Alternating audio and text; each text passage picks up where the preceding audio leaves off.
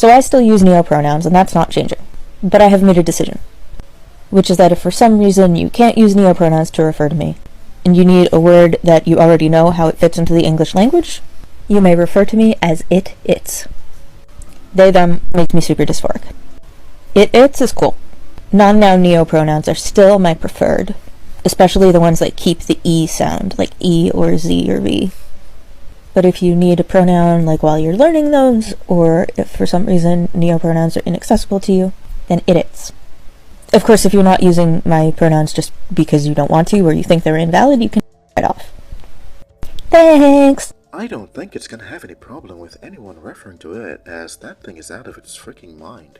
Attention, all women in the world! We are going to be protesting the overturning of Roe v. Wade. For the last time, stop exclusively referencing women when talking about the human rights violations that the overturning of Roe v. Wade commits. Because it is not just cis women affected by this. Trans men with uteruses, non-binary people with uteruses, and intersex people with uteruses are all affected by this too. And if you are only talking about the human rights violations against women in regards to this issue, and you aren't even mentioning the shit that it does to all these other people that it affects, out. If I see one more goddamn person call this a women's rights issue without even mentioning the fact that it's also a trans rights issue, a non-binary rights issue, and an intersex rights issue, I'm gonna be blocking away.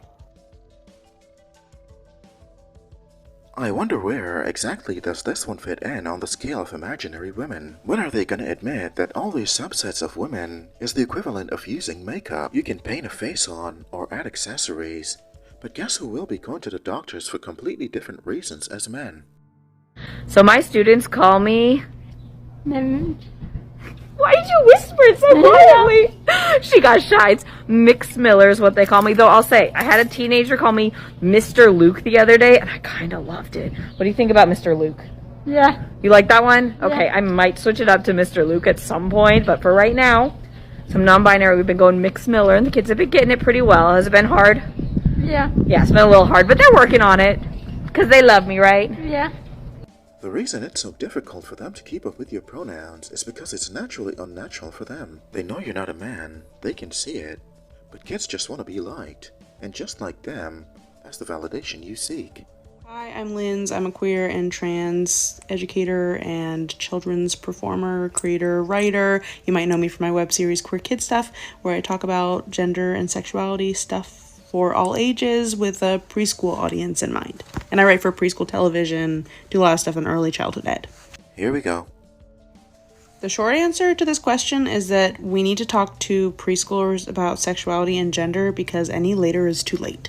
Are we not tired of being right about this? They want to get to your children before they're old enough to recognize nonsense. The public is literally being trained to accept and normalize groomers. They can deny it all day long, but why is it that their deeds keep proving us right every time? These people are not here to educate, they're here to push an ideology, one in which failure is inevitable. The long answer to this is that this is the age when children start to self-identify. They start to understand themselves and in relation to the world around them.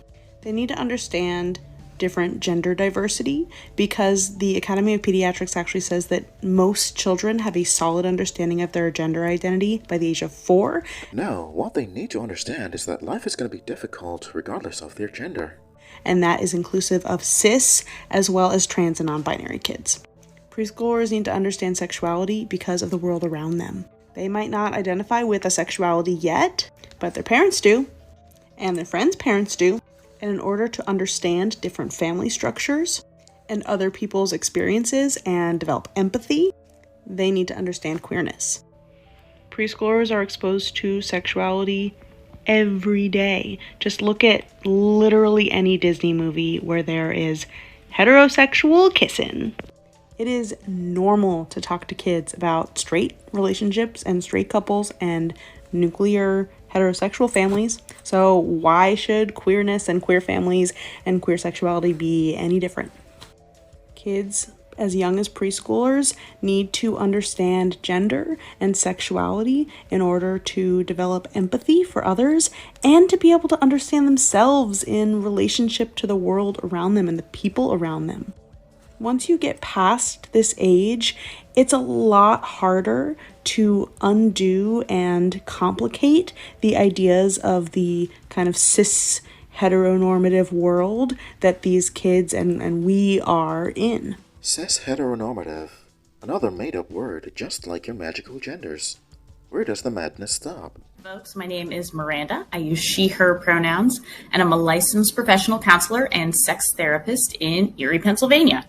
And today I want to talk about minor attracted persons. And I want to talk about minor attracted persons because they are probably the most vilified population of folks in our culture. And most folks are making incorrect assumptions about them without actually knowing much about them. And those assumptions create harm for an already marginalized population. You may have noticed that I'm using the term minor attracted persons, sometimes abbreviated to MAPS, instead of the more commonly used term pedophile. Which they are. You're just trying to take the shame out of it, much like they're trying to do with the one we call promiscuous women. And defending such behaviors can also mean that you've had those thoughts yourself. It has been proven that people have twisted fantasies that they would never act on, but supporting actions that you know could be damaging means that you want it decriminalized. And I'm doing this because the term pedophile has moved from being a diagnostic label to being a judgmental, hurtful insult that we hurl at people in order to harm them or slander them. I also prefer person-first language that recognizes that any label we might apply to a person is only part of who they are and doesn't represent everything that they are. We are all people first with many different facets or parts of ourselves, and this includes folks who are attracted to minors. So to start with, let's talk about what a minor attracted person is or who they are. This term simply means that the person has an enduring sexual or romantic attraction to minors. They've not chosen this attraction, just as the rest of us have not chosen whatever our attraction is. You don't get to choose to be heterosexual or to be gay or whatever you are. And you don't get to choose to be a minor attracted person. Some minor attracted persons are attracted to a specific age range of minors, while some are not. And some minor attracted persons are exclusively attracted to minors and are not attracted to adults at all. Some minor attracted persons are also attracted to adults. I do not want to live in a world where there are no rules, especially where it relates to preying on minors. My 4-year-old had been having some gender exploration happening, which is perfectly fine, and doing dog food again. But had been doing some gender exploration, which is, we encourage that. If you don't feel like you are in the body you're supposed to be in, let us know. Me and husband do. So, Mars had been questioning and exploring, and originally had said, I'm a girl. Fine. We went out and we bought dresses and jelly sandals and all the things that he likes, or that he associated with being a girl, which is an interesting thing, how he formulated that. Anyways, we bought these things. Mars has worn them. And the most recent event in Mars's gender exploration is that Mars has decided that they are actually a boy. Most days. Some days, they're a girl. And then other days, they just want to be a boy who likes girl things like dresses and jelly sandals. And I think that's really beautiful.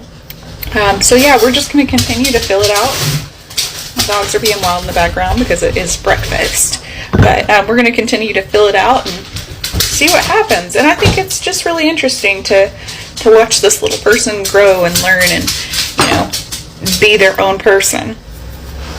Why on earth do they all look the same? Your child is not willingly experimenting with genders. It was an introduction by yourself. What a lot of people don't understand is that some of these parents weren't happy with what they got, and it always seemed to be a boy-to-girl transition, because they're trying to reimagine masculinity. Today has been day 4 of law school, and I spent the morning with the Dean of Diversity and Inclusion because I have been misgendered so many times by the faculty of this university, which claims to stand on progressive principles.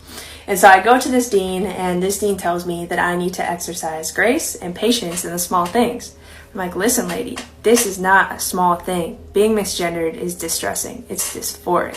And I explained to her how hard it is to try to figure out why people keep seeing me as a female.